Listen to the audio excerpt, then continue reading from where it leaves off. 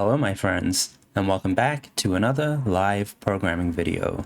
Today we're going to take a look at an issue in whkd. whkd is a simple hotkey daemon for Windows that is similar in style and spirit to the simple hotkey daemon used with yabai on macOS and the simple xhotkey daemon used with bspwm on Linux. So a couple of weeks ago, my friend Sidium opened this issue on the repo. They said I can't hold down Alt and plus and Alt and minus to resize windows like I can in Auto Hotkey. And this is because the key repetitions aren't working when held down. So you have to keep pressing plus, plus, plus, or minus, minus, minus to resize another step. I did a little bit of digging in the upstream library and ended up opening an issue. So the maintainer was very, very quick to respond to this. Thank you very, very much, Donald Miller. Not sure about the pronunciation. Please correct me if you know a better way to pronounce that many consonants. In any case, this person was very quick to release a new version and shared a new example. So we're going to take a look at integrating that.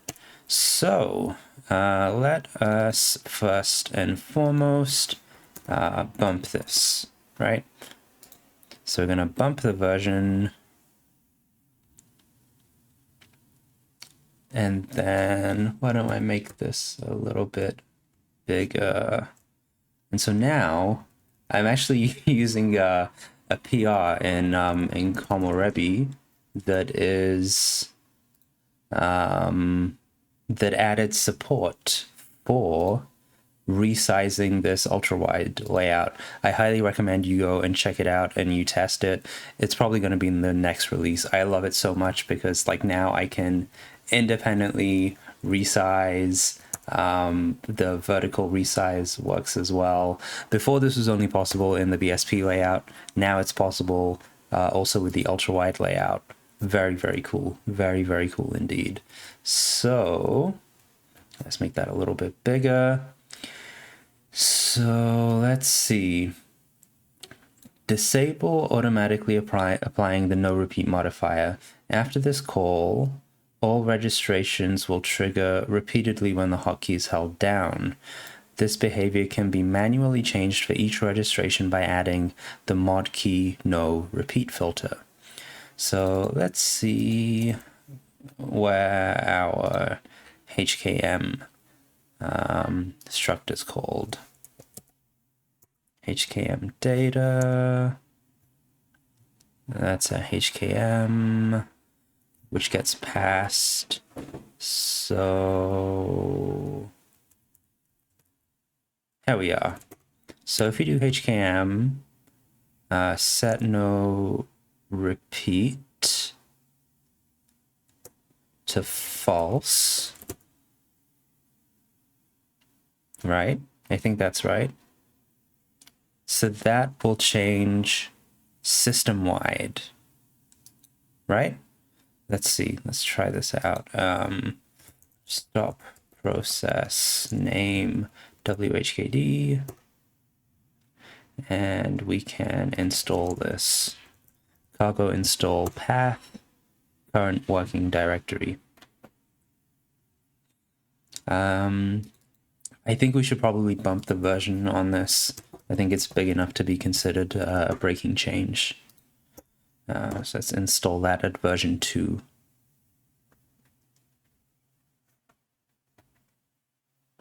So yeah, we have whkd at version 2. And here we can do whkd. All right, so, ooh, I was holding that down. I was also holding that down. Damn, that works really nicely. That is such a nice, simple API change here. Damn, I really appreciate good design over over difficult to use APIs. like the Windows API for dealing with hotkey bindings is less than straightforward, let's say, which is why I was very happy to find this excellent project. But yeah, damn, this is sweet. So I think with this we'll be able to close this issue. I'm gonna go ahead and craft a commit message with the information about the breaking change, and then publish a new release, and that should be available for everybody within a couple of days of this video going live. Damn, that's really cool. I'm very, very happy. I'm going to have a lot of fun using this as well. All right, we'll wrap up this video. This is a short video. Thankfully, it's short because of the great design and the Windows hotkeys great. But yeah, if you enjoyed this video, if you learned something from this video, if you got an idea to implement something for yourself from this video, please make sure that you leave a like, make sure that you leave a comment, and make sure that you are subscribed to the channel.